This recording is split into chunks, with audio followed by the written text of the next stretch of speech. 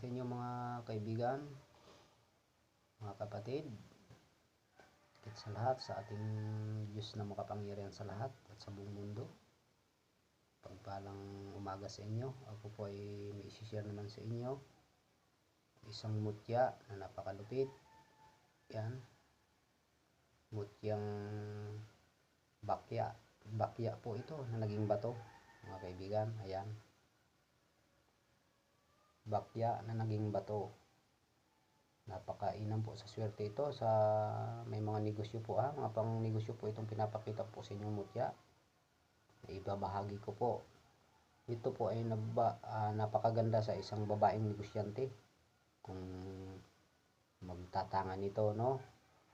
Napakaganda siya. Yan, may kusang gabay po ito, mga kapatid, na pinagkalob ng ama na tagapagbantay nito.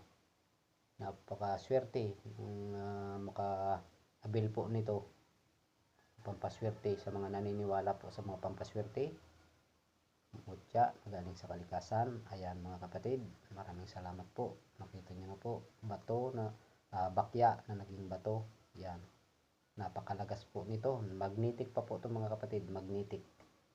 At ibig sabihin, naghatak po siya ng swerte at nagtataboy po ng mga negatibo sa loob ng tahanan.